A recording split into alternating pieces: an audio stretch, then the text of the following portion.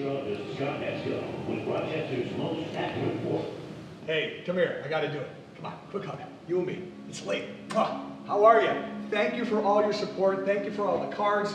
We'll get to all that after the weather, but I just want to say it off the top. And speaking of being away, it's been a while. June 24th, my first day in the hospital. So what has happened since that time?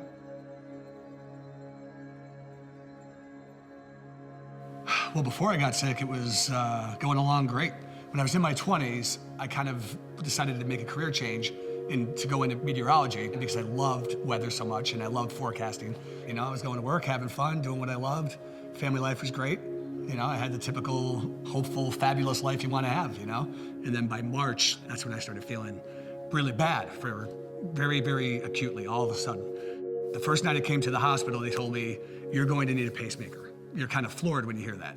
When I first got the pacemaker, I was feeling good again. And then I was told a month after, your heart didn't recover. You're gonna need a new heart.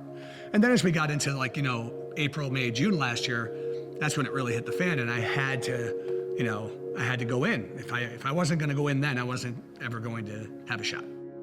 First week or two, you know, you're missing your family and they're coming up, but you know, they can't come up every day. So that became increasingly more difficult on my wife, I think.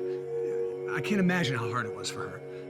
I basically didn't think much about the transplant process until I had to. Someone's worst day could be your best, right? So it's very hard to resolve that in your mind.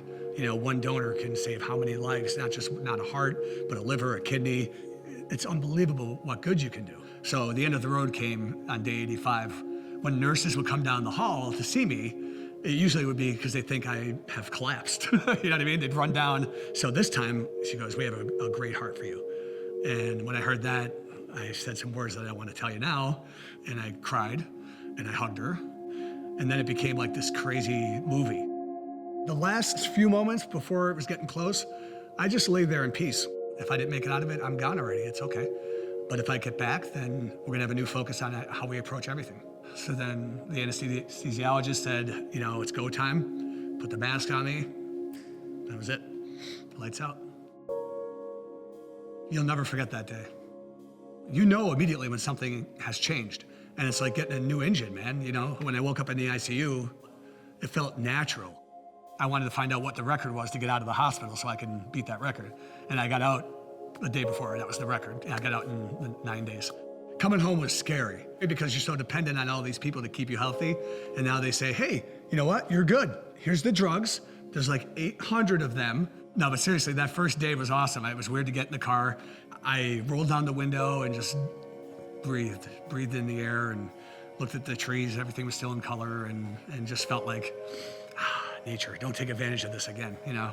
The stuff that matters is the stuff I'm gonna focus on. It's the time you spend with your family and it's where you go with your family that you're gonna look back on. It's my job to honor this donor's heart, to be as best as I can be and live as hard as I can, because I know that donor would have done that for themselves. There's so few people signed up and there's such a desperate need for it.